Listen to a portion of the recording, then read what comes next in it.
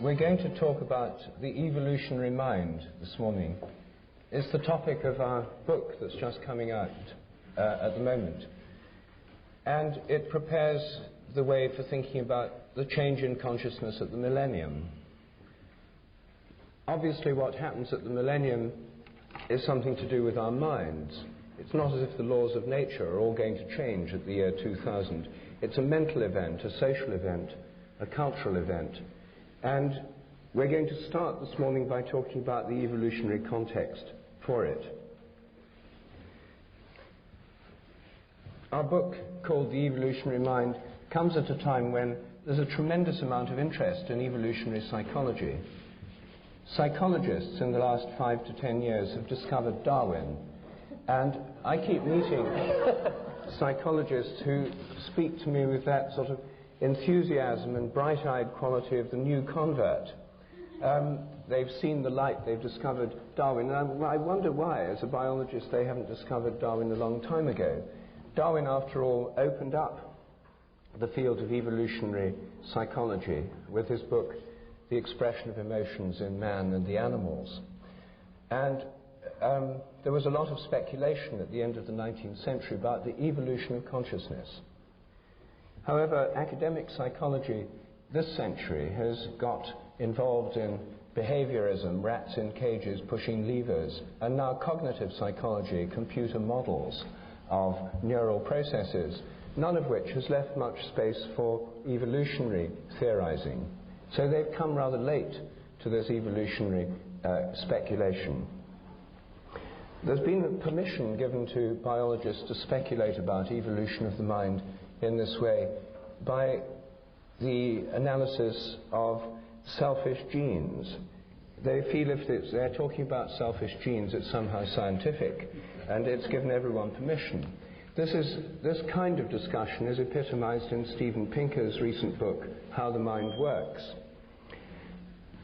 And it's based on the idea that human behavior is determined by genes. There's a gene for everything, and they then work out in theoretical terms what these genes would lead us to expect, the selfish behavior of the genes. Unfortunately, their conclusions are not terribly surprising or deep.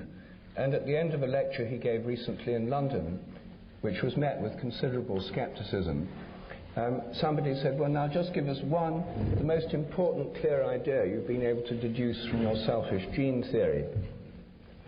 And he said that after lengthy calculations, they'd found that because females have only 1 or 2 eggs at a time, which are a rare and precious resource that needs conserving, whereas males produce millions of sperm, they deduced, after a lot of working out, that women would tend to seek high-status males and want to stay with them, whereas men would tend to be promiscuous, to spread selfish genes more freely. And there was an air of disappointment in the lecture hall. And somebody was had to say, is that all? Anyway, the fact that this rather closed world of selfish gene speculation is going on has given other people within the scientific world permission to think more widely about evolution. Most evolutionary theories are purely speculative, since we don't really know what happened in the past. Many of them are just so stories, rather like Kipling's accounts of how the leopard got its spots and so on. But there have been, in this modern explosion of speculation about our evolutionary past, there are several rather interesting ideas that have come up, and I just wanted to bring up 2 or 3 of these this morning, because although there's no shortage of speculations about what happened in the human past in the books of McKenna, there are several new ideas which might amplify these ideas about conscious evolution. The first ideas that I want to talk about are put forward in a book by Stephen Mithen, M-I-T-H-E-N, called The Prehistory of the Mind. He's a British archaeologist, but in this book he's brought together a wealth of evidence from the fossil record, from archaeology, from the study of primate behavior, and from the study of child psychology, to put together a very interesting discussion of what happened to human minds during the 3.5 million years of human evolution before recorded history began. The first upright walking hominids are now believed to have emerged in Africa over 3.5 million years ago, Australopithecus. These were upright walking, tool-using, they used simple stone tools, precursors of ourselves. Human history, 3.5 million years of it, went on before we have the records from the great civilizations. The domestication of animals, the agricultural revolution, occurred 10,000 years ago. The first civilizations about 5,000 years ago, maybe 7,000 years ago. Industrialization 200 or 300 years ago. But for the vast majority of human history, people were living in quite different way. And it seems to me a very reasonable supposition that a great deal of our psychology, a great deal of the working of our minds has been shaped by this enormously long period about which we know so little. What Mythen points out is that these, although we don't know what they thought about and how they worked, for these early human beings, these early hominids, must have had several different kinds of intelligence. They must have had a social intelligence. They were social beings. They lived in social groups. And we know from studies of chimpanzees and other social primates that there are very subtle interactions within the group. There are dominance interactions, there are cooperative interactions. And to get it right requires a kind of intelligence about how other members of the group are going to react, what's appropriate behavior, and so on. All social animals must involve some kind of social intelligence. And we can reasonably assume that our ancestors, our hominid ancestors, had a social intelligence to enable them to live together and work together in social groups. They had a technical intelligence that enabled them to make stone tools and maybe other technical devices or technical things, maybe fibers and string, which haven't left traces in the archaeological record.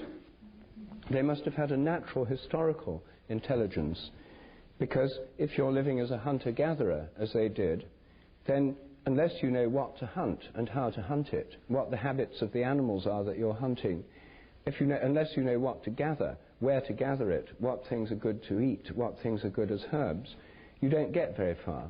And this requires an enormously detailed knowledge of natural history. It's not just human beings, chimpanzees have to have this, and many other creatures. So this must have been part of their mental makeup. And then at some stage they began to talk, and they must have had a linguistic intelligence. We don't know when language began. Some people put it 50,000 years ago, some people put it much longer ago. But that really nobody knows. Language leaves no fossil traces. But something very strange happened. About 100,000 years ago, our ancestors achieved brain sizes roughly the same as ours today. So for 100,000 years, human beings have had brains of the current capacity. Yet, for 100,000 years, they were not writing programs and building computers and thinking up Einstein's equations and so on. Something else was going on with those brains, and we haven't a clue what it was. The brain size, the development of current brain size, is not the reason that there's been this explosion of technical innovation recently. Brain size hasn't changed much for 100,000 years. And it wasn't until about 50,000 years ago that there was the beginnings of art, paintings in caves and that kind of thing. What happened? Why did art and civilization only begin tens of thousands of years after the brain had reached its present capacity? And what enabled these different kinds of intelligence to give rise to the agricultural revolution, modern humanity, and so on? Well, the hypothesis that Mythen puts forward is that about 50,000 years ago, some crucial transition occurred whereby these previously separate intelligences somehow came together, cross-fertilized each other, and produced the beginnings of characteristically human mentality.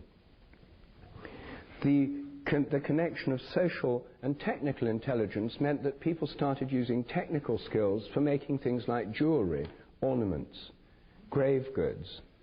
The mixing of technical and natural historical intelligence led to a great improvement in hunting technologies, in weapons, in axe heads and spearheads and arrowheads and so on.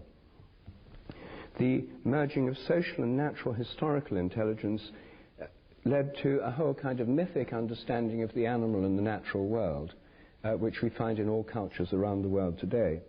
And with combining these with linguistic intelligence, there was a whole burst of human development, of mental development. He compares this to a cathedral. A Romanesque and Norman cathedral has side chapels almost sealed off from each other with no interaction, whereas the great Gothic cathedrals sort of open up and all these different things can mix together.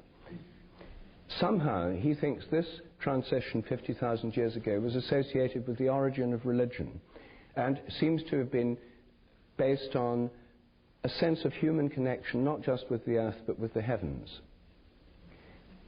When I asked Mythen how he understood this to have happened, especially given his chosen metaphor of the cathedral, I said, do you think there really was a breakthrough from some extraterrestrial intelligence into the human realm at that stage, since all your evidence points to it? And he said, of course not, that's impossible. And so I said, how do you know it's impossible? Since everybody all around the world, according to your own evidence, seems to have undergone this transition, it seems to have shaped human mentality as we know it. He said, oh yes, he said, well, the very fact everyone believes it shows that this is an incredibly persistent illusion.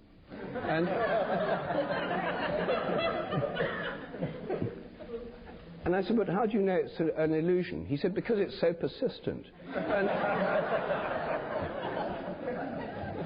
I said, surely you can have things that are true that are persistent too. He admitted in the end it was just a matter of opinion. But everything he said points towards some breakthrough to another realm of consciousness around 50,000 years ago, and something that happened with human groups all around the earth. And I think this is the first time I've seen a convincing building up of evidence from somebody who's coming from a very hard-nosed position that gives us some clue as to a major shift in consciousness that happened, and it involved some connection with a higher dimension. Now, some people will like to interpret that in terms of visits of spaceships, chariots of the gods, and so forth. I think that there are many other ways of thinking about it, and I can guess that Terence will be able to suggest at least one. Consider it done.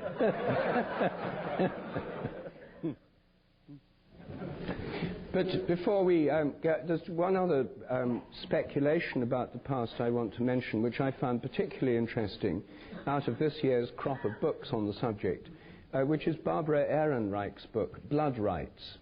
She's an American writer based in New York, and in her book, Blood Rights, completely changed around my idea of human prehistory. What she shows very convincingly is that our image of man the hunter striding forth onto the African savannah about 3 million years ago is, in fact, pretty implausible. Human beings were small, they couldn't run very fast, they weren't particularly strong, their tools were extremely primitive. It's much more likely that for most of human history it was not man the hunter, but man the hunted. In fact, most bone remains of early hominids show the marks and scratches and tooth marks of large cats on them. Human beings were on the African savannah with lots of game, but also with lots of big predators. They were extremely vulnerable. And a great deal of human mentality, she argues, was shaped by millions of years of being preyed on by large predators. It wasn't until about 50,000 years ago that there was an improvement in hunting technologies all around the world, whereby human beings could indeed become fairly effective hunters. But for most of the 3.5 million years of hominid history, it was man the hunted. She shows very interestingly that this sheds light on many religious traditions, because in many religious traditions there's the idea of the victim, the sacrificial victim. If your a herd of wildebeest or baboons in a group out in the desert, and a predator approaches, the predators usually attack isolated members of the group, the old, the young, or sometimes the young males who are defending the group on the periphery. Those are the ones that get killed first. And when they've killed one of them, they start eating it, and very often the rest of the group then relax, and they often stand round and watch the predator eating the prey, because once they've got one victim, they're not hungry anymore, they're not interested in the rest. So one dies for the sake of the rest. This is a simple fact of predation. And she shows that this pattern, the idea of a sacrificial victim that dies for the sake of the rest, is deeply embedded in our consciousness as an archetypal pattern based in this biological fact of predation and the fact that we were preyed upon. She also shows that most of the early visions of gods and goddesses were in the form of carnivores. Even Jehovah is a carnivore. The story of Cain and Abel, where Cain is a farmer and offers the fruit of the earth to God as a sacrifice, and Abel is a herder and offers a sheep. God prefers the sacrifice of Abel. He prefers meat to vegetarian diet, and that's why Cain kills Abel. He's jealous. And so this carnivorous quality of the gods is associated with images of the gods in association with predatory animals. She then goes on to show that whole nations identify with predators as a kind of justification for war-making, where the whole nation becomes like a predator. The symbol of England and many other countries is the lion, of America, of the United States, the eagle, and so on. All around the world you find these predatory animals as national emblems. Well, I think her insights are particularly interesting, and because of this long history, it shows so much of our mythology, religious structure, and fears are related to this long period of being preyed on. She shows the fantasies, the nightmares of young children in modern cities like New York until they're about 5 years old, and not about child molesters and realistic fears, or at least the fears their parents have. They're about being eaten by monsters and wild animals. This is what most children's nightmares are about. And this would go back to a long period of history. So here we have two ideas, Mythen's ideas and Barbara Ehrenreich's ideas about early human history, which would give memories. I would think of them as memories in the collective memory through morphic resonance. Jung would call them collective archetypes in the collective unconscious. Things which are built into our past, our memory, that have shaped the way our minds are today, of which we're largely unaware, because our normal study of history begins with the civilizations of the Near East, with Egypt, with Greece, Rome, and so forth, and leaves out the previous 3.5 million years of human history, which have really done so much to shape our evolutionary nature, and therefore condition the way we respond to each other today and in the future. I think that our evolutionary history is rooted in the past, but I've been reading on my journey here this novel, On the Edge, just published in England last week by Edward St. Aubyn. It's set in California. The crucial scenes occur in Esalen. And here's a conversation going on in the hot tubs on page 130.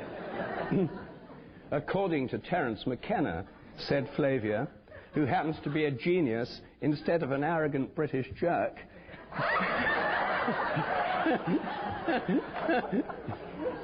history is rooted in the future. So,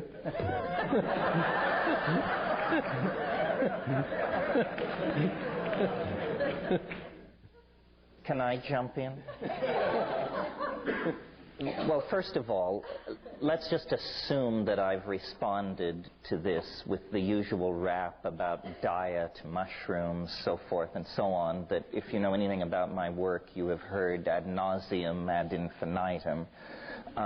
So just go past that and say, and remind you, Rup and I have not really had a good conversation for 20 months, but I guess arranging ourselves according to the demands of the morphogenetic field, we're sort of thinking along the same creodes, because in my trying to understand at greater levels this moment of transition 50,000 years ago, or this moment of breakthrough, what exactly were the elements and how did it happen? I've sort of come very close to this area that Rupert's indicating this morning, because I can't help but notice that a successful predator must think like prey, that there is this peculiar intellectual symbiosis that goes on between the predator and the prey. And hunting cats, top carnivores, I think, internalize the behaviors of their prey. Well, at the very dawn of the emergence, of the evolutionary emergence of mind, the central human figure in that equation is the shaman.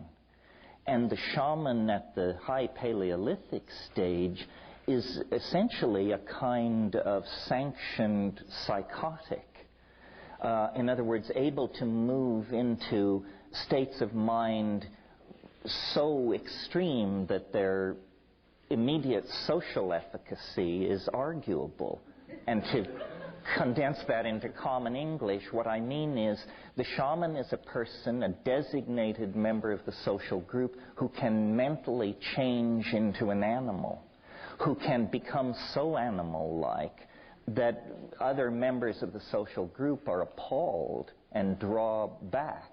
And so in a weird way, at this fractal boundary where human consciousness emerges, the first human consciousness was not human at all. It was a human ability to model effectively the thinking processes of other predators. With mathematical models. With mathematical models and precision, yes. And so, yes, what we're talking about when we're talking about hunting is we're talking about strategic thinking. And strategic thinking always involves bifurcating trees of choice. If we go to the water hole at dawn, perhaps we can make a kill. If we take food and leave the women and children and go in this direction several days, perhaps we will make a kill. Perhaps not. Perhaps by abandoning the women and the children, we will undercut our gene pool and return to catastrophe. Strategic thinking. What strategic thinking requires is the ability to contemplate possibilities not immediately present. In other words, there's a kind of time-binding function here. So I'm really not so much posing a question to Roop as adumbrating what he said.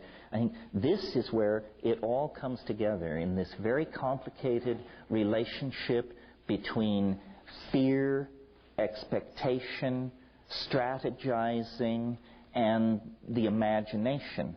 The two areas where I'm sure we spend a great deal of time studying these bifurcating trees of possibility were in the food gathering and hunting domain, and then in the sexual domain, which today we call erotic fantasy. But in the high Paleolithic, erotic fantasy was rather closely welded to where your genes went and how your biological propagation processes proceeded. So the key, whether you believe it was through the stimulation of psilocybin or through the aping of the behavior of other top predators that we aspired to compete with, whatever the causal mechanism, the domain in which the change was born and in which we will live until we leave the body behind us is the domain of the imagination. I mean, this is what we created that is uniquely human and that has defined us ever since. And as this discussion today proceeds to look more into the future, I think we will see that as the imagination has been our past and the cradle of our humanness, so it also is the domain in which our trans-human metamorphosis will occur. Something like that. Hey, as far as I can see, this is dancing around an intellectual black hole or something.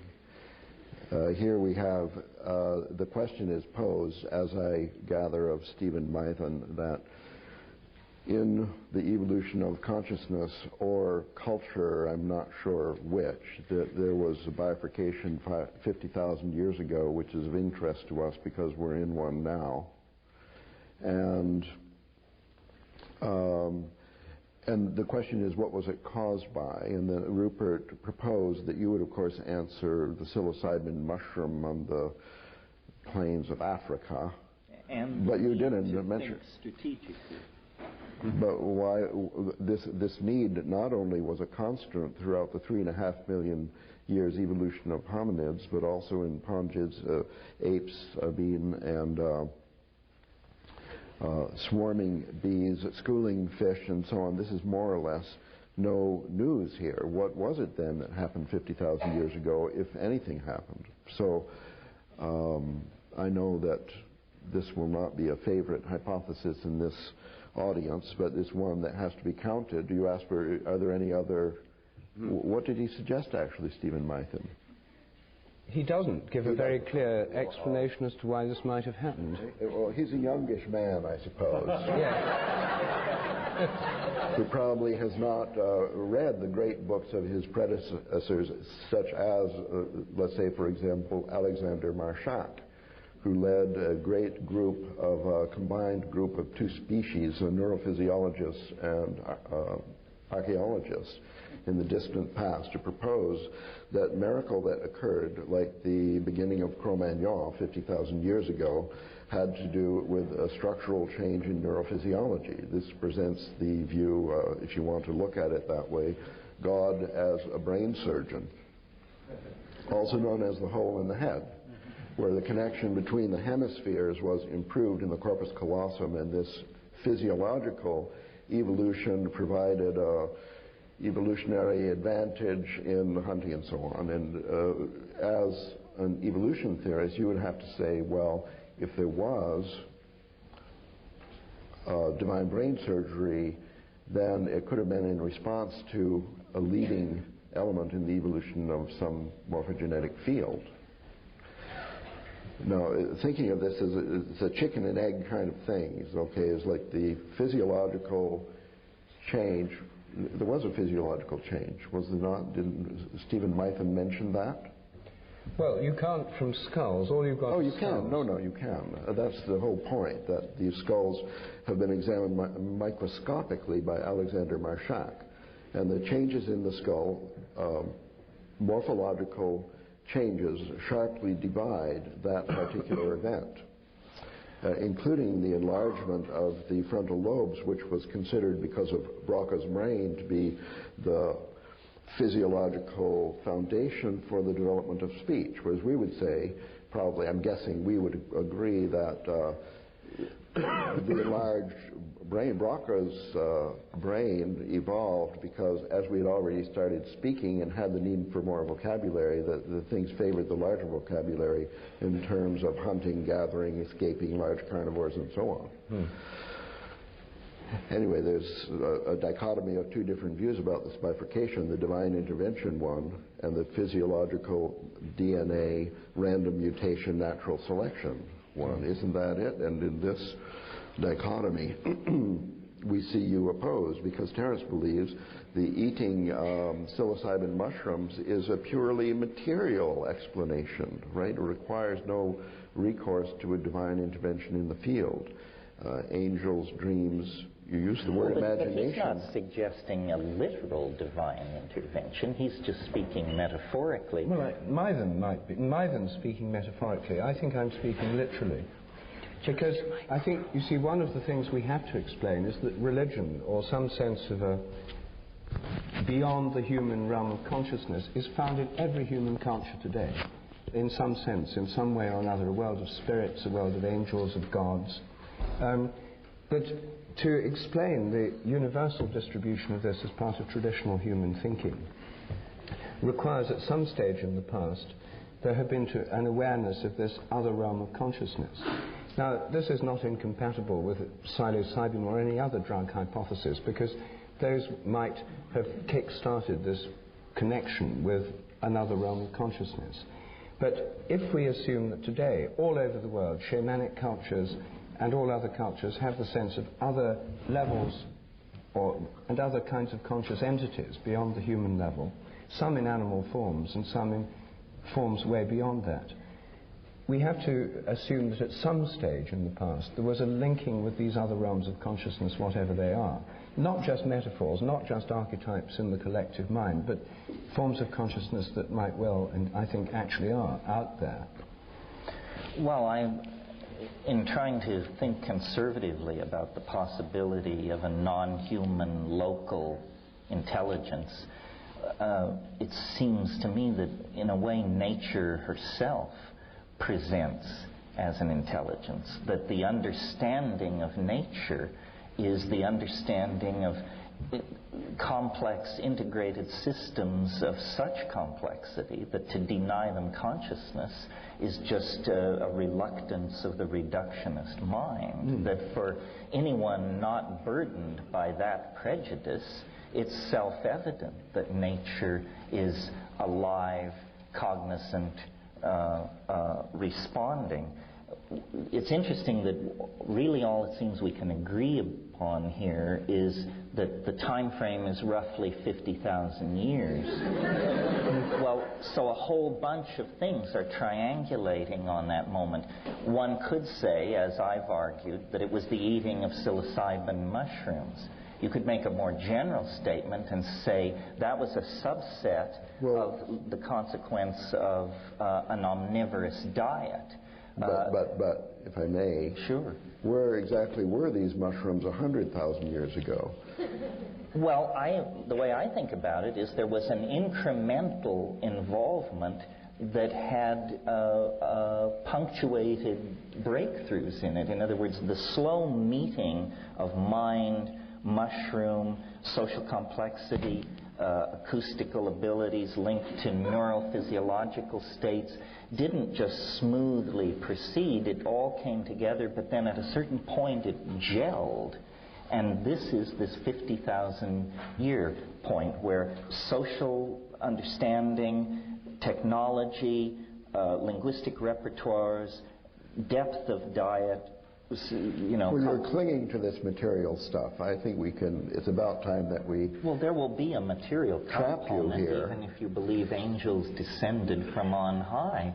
Well, I suppose that, you have the software that draws the novelty wave. You're a novelty theorist. We might appeal to novelty theory as an explanatory strategy here, a cognitive strategy in dealing with a bifurcation 50,000 years ago. If you run the program back for 100,000 years, do you or do you not find a kink there in the novelty wave in 50,000 BC? I mean, no, it's not based on data, only extrapolation, but is there or isn't there? Well, I think there were a series of breakthroughs. For instance, 120,000 years ago, the modern Homo sapiens sapien form appeared. In other words, no. In short, no, there's no... Both and, I think. The invention of writing 9,000 years ago was an enormous breakthrough. But all of these things proceed out of the further integration, complexification of the nervous system in connection with the function of the imagination. Believe this, that you're presenting yourself as a conventional materialist evolutionary theorist. The Galactarians who built the mushroom intended...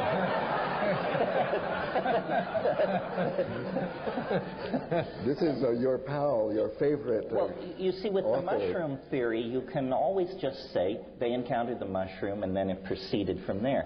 But you can go one step back and say, who placed the mushroom in their path? I'll give you a hand there. I'll give you a hand there. And that was the preceding civilization of Lemurians who What's wrong with Lemurians? They died out at that point because they had poisoned the environment with toxic chemicals and created global climate warming, which resulted in a drying of the desert, the Sahara Desert, from which sprung forth a bloom of psychedelic mushrooms that had been hiding under the surface previously because it was too wet. That's why. The loud hum I hear is William of Ockham spinning in his grave. I see. You think that DNA and the expression of genes is a simpler explanation than a divine intervention at the level of the novelty wave. I think that the DNA is divine. Ah. But William escape from his Ruth, what you as a middleman should. Well, I think, you see, I can't quite get your position because the new hard-nosed skeptic that you're revealing to us here and in other places, you see, it doesn't seem to fit too well with Terence McKenna on non-human entities, machine elves, etc. I mean, the idea of other kinds of consciousness, other forms of entity that are not just inside our brains and appearing in relation to deranged states of mind, pharmacologically induced. The idea that they're out there seems to me an essential part of most of what I've heard you say over many years. Well, I'm sort of getting into what I intend to say later, but I think the key thing is not to concentrate on materialist versus non-materialist explanations, but to realize that the new vision of nature is not as matter or energy, but as information. And information is expressed in the DNA, it's expressed epigenetically in culture. What's happening is that information was running itself on a primate platform, but evolving according to its own agenda. In a sense, we have a symbiotic relationship to a non-material being, which we call language. And we think it's ours, and we think we control it. This isn't what's happening. It's running itself. It's time-sharing a primate nervous system and evolving toward its own conclusions. Now I've just shot my talk.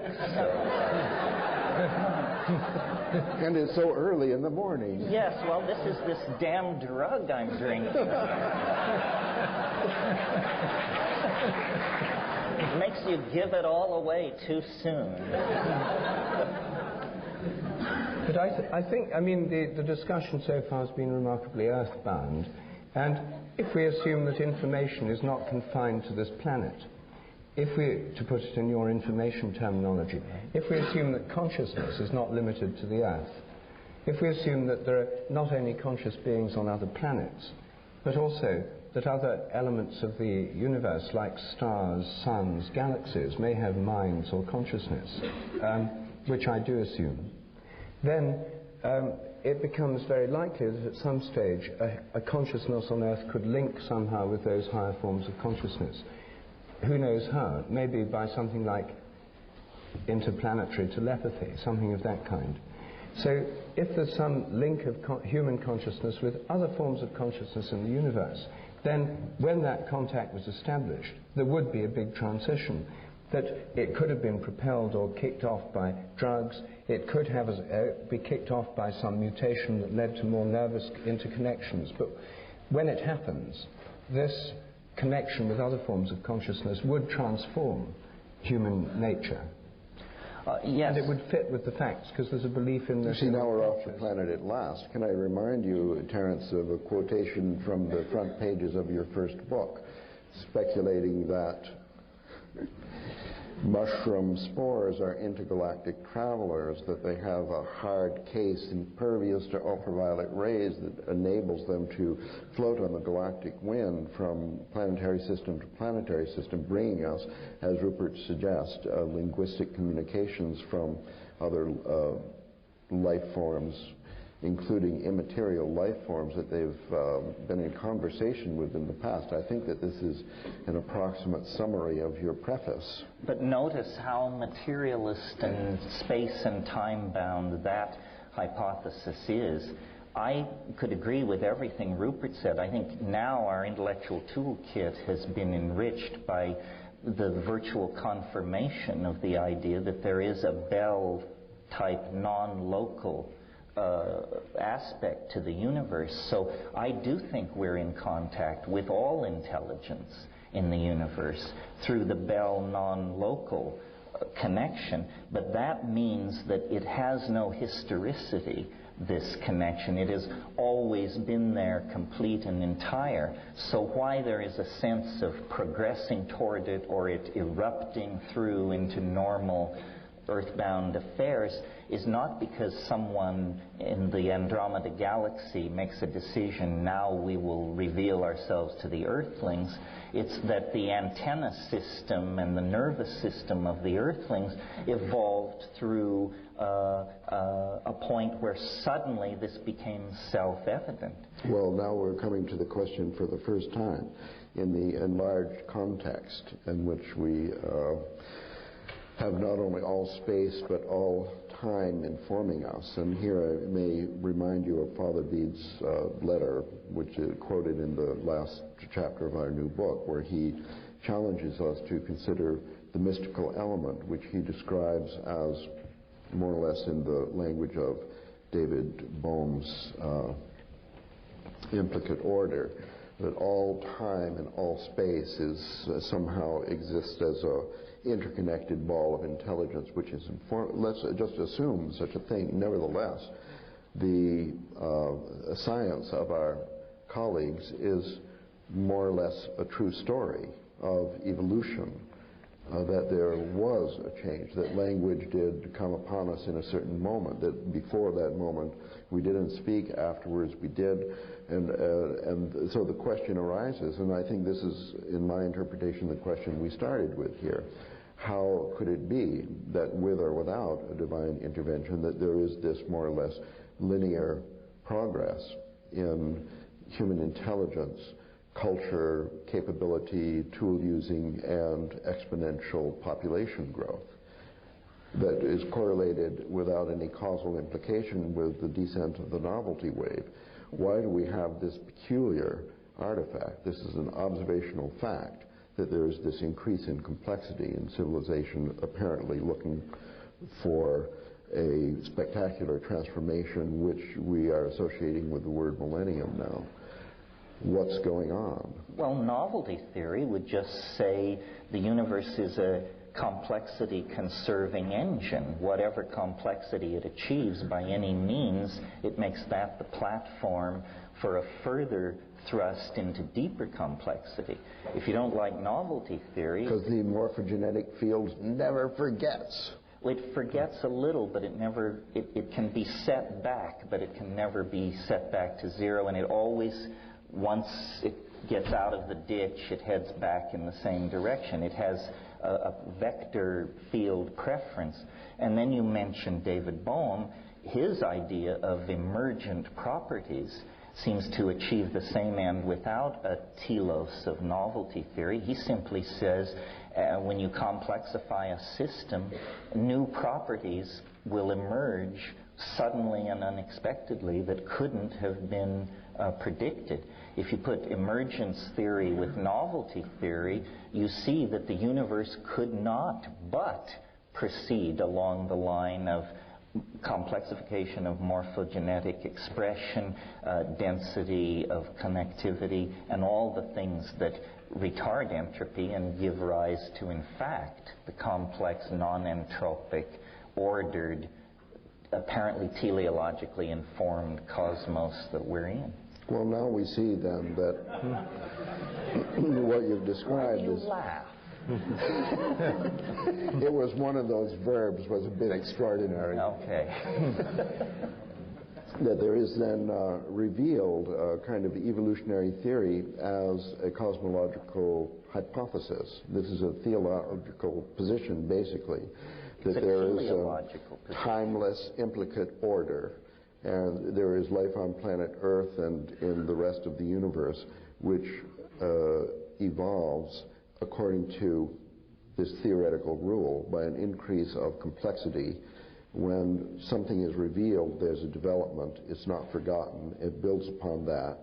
And this mystical unit, while knowing all, is not telling all, but revealing gradually, because just that's the law of life as we know it. In Is that what you're saying? three-dimensional space and time.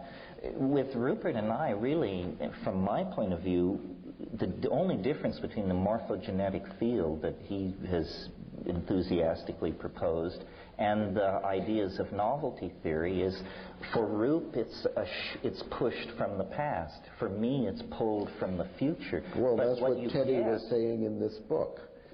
Well, but what you get in the end of the day is the same thing. It's just a matter of preference and how much of orthodoxy you want to grind against. The phobia against telos is an artifact of 19th century deism and doesn't go very deep. You described the complexification of the universe as self-evident, and I believe it is self-evident. And the failure of science to address this is what makes it so frustrating and imprecise so late in the game. But the trouble with the emergence view you've been putting forward is that it's still very earthbound. You see, there's obviously been a major emergence of complexity in human culture. There's also been a huge emergence of complexity in the Amazon jungle and the Malayan rainforest, arguably far greater than anything we've achieved through technology, and millions of species of beetles, insects, plants, and so forth. But it seems to me that long before all these things happened on Earth, we've got the possibility of much higher levels of consciousness outside the Earth. And as you know, I'm a devotee of the idea of the sun as conscious. And the stars. If you take the materialist view that consciousness interfaces with the brain through complex electromagnetic patterns of activity, then those on the sun, which we're learning more and more about every day, have unbelievably complex, chaotic patterns, resonant patterns of acoustic waves going through the sun, polar reversals every 11 years, resonant patterns of electromagnetic waves. My thinking about this was much influenced by a science fiction novel by Fred Hoyle, published in the 50s, called The Black Cloud, where Fred Hoyle shows that to imagine intelligence necessarily grounded either in copper wires and computers or in nerve cells and brains is a limitation of this. So you could have an intelligent system working through a plasma, an electrically charged cloud, and indeed, I think, through something like the sun. So if the sun is in fact conscious, if stars have a kind of consciousness, then of course it raises questions, well, what do they think about? What do they do with this consciousness? But it's very likely that the kind of consciousness they have would be at a vastly higher level than our own. So when we're talking about the emergence of higher consciousness in human beings, it's not as if for the first time in the universe some higher level of consciousness emerges. It could be that for the first time in the history of the solar system, our minds somehow contact the sort of intelligence, much greater intelligence that exists out there. And because I think it's possible to think of the stars and the sun as conscious, and then galaxies as conscious, you don't need to go straight beyond the universe to the divine mind. There's plenty of lower level minds than the divine mind that could be out there. And of course, traditional views of spirits and angels tell us that there are many, many, many innumerable levels of intelligence beyond our own within the galaxy, many associated with the stars. So we don't necessarily have to have the idea it's all happened and emerged on Earth through a complexification. We can have the thing, we reach a point where there's like a spark passes between a terrestrial consciousness, a human one, with more interconnected halves of the brain, people in the first throes of mind-boggling mushroom trip, etc. But somehow, whatever happens, there's this, like a spark, a connection established. And it seems to me that this hypothesis has the great advantage of actually accounting for what's believed all around the world, namely that there is some connection between human intelligence and that of the sky. Because in terms of imagination, you see, predators and human beings were both predators and prey, but so are lots of other animals, and presumably any hunting animal has to have the imagination and the ability to identify with the prey. In fact, René Thom, years ago, produced a mathematical model of predator and prey, where there has to be a kind of internalization of the prey in the predator's mind in order to get the right strategy. This is not specifically human, and it's not enough as a basis of the imagination. I think this connection with realms beyond the human would give such an enlarged scope for imagination that to take literally what so many people around the world say in their myths seems to me the simplest hypothesis. Well, I'm more friendly to this idea of non-biologically based forms of consciousness than I was the last time we talked, because of this fact I mentioned, that I now think wherever there is a sufficiently complex informational environment, the functions of life, self-replication, etc., mutation, adaptation, can go on. But obviously most of the intelligence in the universe would be utterly incomprehensible to us because it is so different. So we're transducing virtually the entire hologram of possible intelligence in the universe, but the reason our fantasies of angels and aliens give us hominids with binocular vision who use acoustical speech, in other words, creatures very similar to ourselves, is because we only can recognize what is familiar in this universal information field. So we sail right past the star mind, the galaxy mind, to communicate with a race of winged hominids around Zenebel-Ganubi Prime, simply because they are enough like us that we can grok our possibility of a relationship. It seems to me that this is just very begging the question in traditional and cheap fashion. Because oh, good, Ralph. I mean, I'm all in favor of celestial intelligence, and in fact, I could even entertain a conversation with a Pleiadian. I don't mind. But the question, I mean, we started with the problem of evolution. The evolutionary mind is, in fact, the title of our book, and the question of the evolution, the progress, or even the origin of all these things is our ultimate question. Now, if our view is local to planet Earth, we can say, okay, we're being taught by bolts from the blue, and we have these, meddling celestial intelligence that are reaching out, pretend to be Bell and tell us Bell's theorem, give us mushrooms, pretend to be sent from the solar wind or whatever. But where do they come from? The evolutionary problem, then, is just transferred onto another, more remote place. Now, as I understand, Rupert's idea of the morphogenetic field is that these other places are also in evolution, and the whole system is in coevolution, and that is an attempt, I think, one of the first ones in the history of intelligent discourse on this subject. The first attempt to get rid of the hypothesis of timeless truth. But if you get rid of that hypothesis, you have a whole bunch of weird problems, such as then you have to talk about the speed of propagation of novelty or morphogenetic fields, and then you're slammed to the wall because you have to either come up with a number which you fit into a mathematical architecture, or you say that it's instantaneous, which returns you to this holistic, more metaphysical thing. If you don't believe that it's coming from the Bell space, then you have a whole bunch of these kinds of problems, which I think intuitively make it too complicated. Let it be instantaneous. I mean, I think the whole question of time is, in fact, behind this problem, that we have this idea about time, and then we're trying to talk about a timeless. So one way to eliminate this cognitive dissonance is to say, okay, there is no timeless, it's all in coevolution, and we're a little bit behind the evolution of the Pleiadians, and then, well, where does that come from? We're stuck with the problem.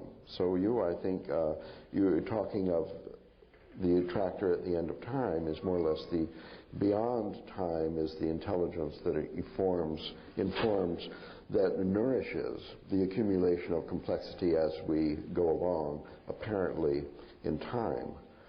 Well, I think the attractor is complete in and of itself in another dimension. The process of history and biological evolution is the growing complex enough to grow toward the thing and understand it.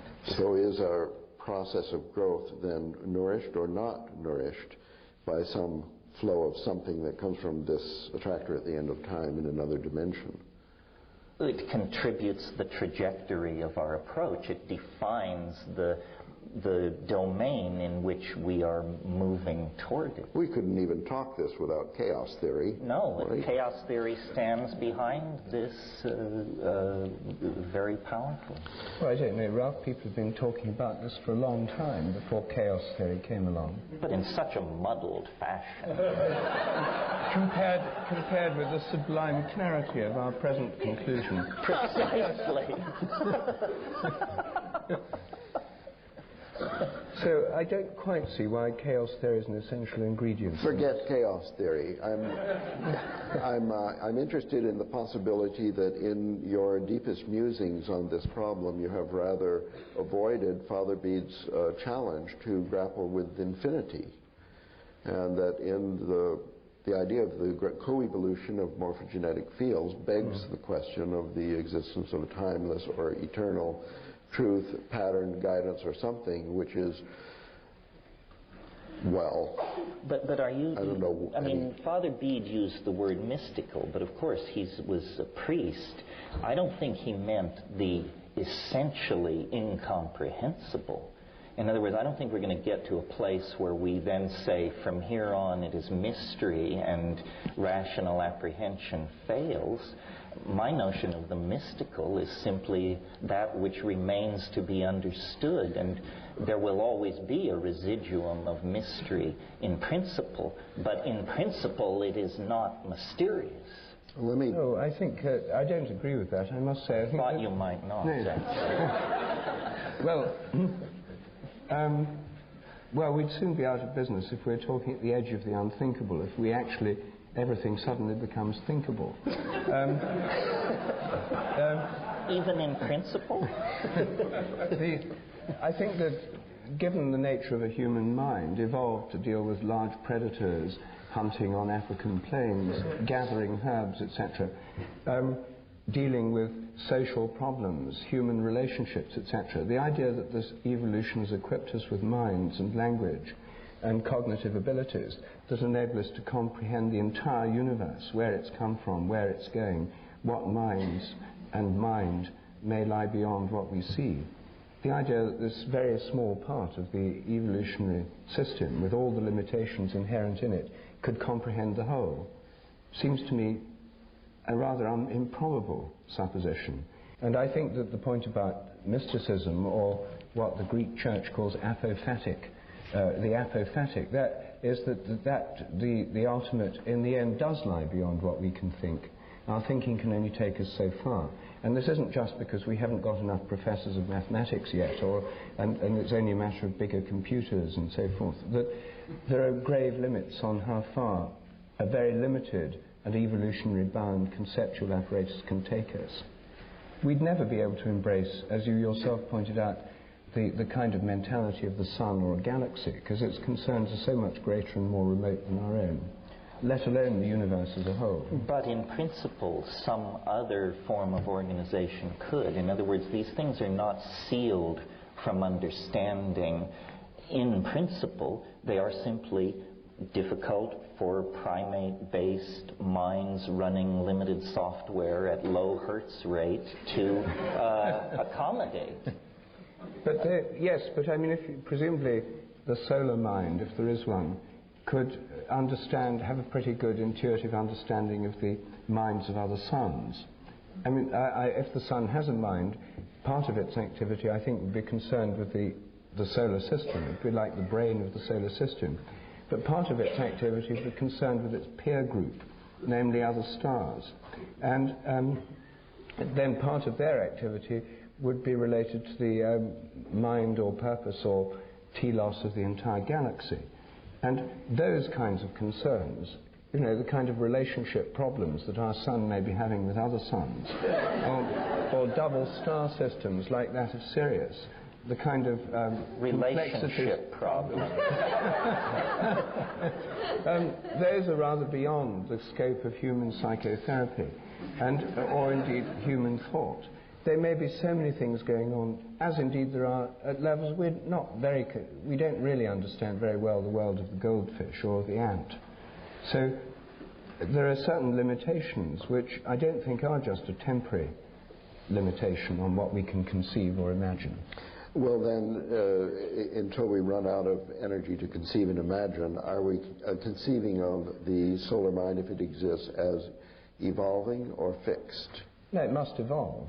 It must evolve perhaps on a different time scale, which is the time scale of relationship in their own community, yes. Which is the 15 billion year time frame since the Big Bang. Is that what you're thinking, that we're coming to the crux of it here? So I think the evolution of the solar mind would be related to what happens here, because we're part of the solar system. And I would assume that because all planets and everything that's happening within the solar system feeds back and influences the solar mind, that it would somehow, it's not just the mind of the sun, it's the mind of the solar system. But it's evolving since the birth of the Milky Way and the That's right. And Roman candle. What's going on here is part of its evolution. We're within it and contributing to it. So the morphogenetic field then of the all and everything had a birth moment with the Big Bang. Is that what you're thinking, or? Well, I'm assuming that if we take the Big Bang theory to be, if we assume there was a Big Bang, I know you're very skeptical about the Big Bang, it's only a story, it's a myth. But if we take this creation myth of modern science, then that must be the birth of the field of the whole system. Yes. And modern physics in the unified field theory, superstring theory, tries to explain how you start with a unified 10-dimensional field that then evolves the other fields of nature within it. So that's standard physics. I mean, that's not part of my particular view of things. No, but the consciousness of this all and everything, I mean, the solar minds contribute to the consciousness of the Milky Way, which is one galaxy, which then has the psychotherapist in its relationship with the nearby galaxy. Yes, in the galactic cluster. And actually there's a synchrony of thought due to the fact that Bell's theorem connects them from the Big Bang and so on. But isn't all you're saying is that the universe is a modular hierarchy from atom through cells, societies? I'm challenging you to answer where the morphogenesis comes from that leads to a complexity and things like the birth of life, if it's simply the co-evolution of a physical system since the Big Bang. Novelty theory has answered this question. It comes to from the satisfaction of your mind and all smaller. Well, at least to the satisfaction of someone. But it doesn't explain either the origin of the novelty wave itself, nor does it... you see, there are many models, of course, of cosmic evolution. And one of them is that because you have the cosmic expansion, that for some reason the primal explosion, Big Bang, throws everything apart, so it's all moving apart. That means things cool down. As they cool down, more form and order can appear, and it literally makes more space for things to happen in. That the arrow of time, the arrow of evolutionary time, and the driving engine of evolution is the cosmic expansion, which means nothing can ever be stable, can ever stay the same, because the whole cosmos is unstable. It's always expanding and cooling. And given that, through all sorts of phase transitions, as you cool a plasma down, as atoms appear, and then as gases condense to liquids and liquids to solids, the cooling process involves the appearance of more order, more form. When there was less before, there was very little, the moment of the Big Bang. So the cooling and expansion more or less force the appearance of more structure, pattern, order. And you could say that that gives scope for creativity all the time. There's always the scope for new things to happen. And it's a long-standing debate among evolutionary theorists as to whether this is following a pre-established plan or being drawn towards an already existing future goal, or following a pre-existing set of laws or rules like the novelty wave, or whether it's all being made up as it goes along. And I'm much influenced in my thinking by Bergson, the Henri Bergson. In his book Creative Evolution, He very strongly defends the idea it's all being made up as it goes along. That doesn't mean to say that around the evolutionary process are not minds and imagination, but it makes the creative process of evolution more interesting rather than less, because it's not decided what's going to happen next. There are imaginations of many levels, including human imaginations, at work here, looking at alternative possibilities. New things happen, and then what happens next depends on what's happened already, and the new possibilities of imagination that open up, but without the goal being fixed in advance. No, I have no problem with that. I don't see how, for instance, someone could hypothesize that all the laws came into existence simultaneous with the Big Bang. For example, did the laws of gene segregation come into being a billion years before biology existed anywhere in the universe? That seems naive and preposterous. Whitehead had this idea of what he called the aboriginal God. What we call natural laws are simply habits of a very ingrained sort, and habits can change, and in more dynamic regimes, a mind, a society, habits can change overnight. So what is given is that there shall be ever greater complexity. What is not given is how this complexity shall arrange itself, or what the final end state will be. It's a story that's being told as it unfolds. It's a game whose one of the rules of which is the rules can change. How are we doing here time-wise? Good. Good. Okay. Real good. Good.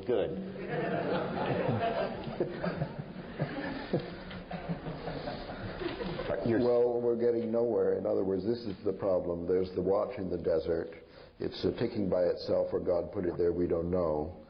The question posed at the beginning, we actually haven't progressed at all in settling, although it looks like there's a kind of convergence in that. Is this right? Everybody's sort of given way. We've actually made some progress. But I always have that feeling. Well, the attractor at the end of time, then, as I gather, is only has in it simple rules of a board game that says the complexity is going to increase, and how it's evolving, and things like DNA rules and stuff, we can make up as we please as we go along. Whatever natural selection approves of will then come to pass. Complexity will increase, that's the only rule.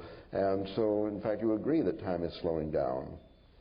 Well, time is slowing down as the events potentially contained within any given moment exponentially expand. In other words, we're sort of in a situation of a spaceship falling into a black hole. From the point of view of a distant observer, the spaceship falls into the black hole, there's a flash of hard radiation, and the story is over. From the point of view of the people on the spaceship, the relativistic stretching of the timeline means you fall forever, and you never reach the conclusion. So, in fact, the consummation of the universe may be only 14 years away. But there may be enough time between now and then to reiterate the life of this universe a trillion to the trillionth times. Time is not a tyranny. It's a relativistic medium subject to all kinds of plasticity. There are many ways out of any assumed corner we paint ourselves into.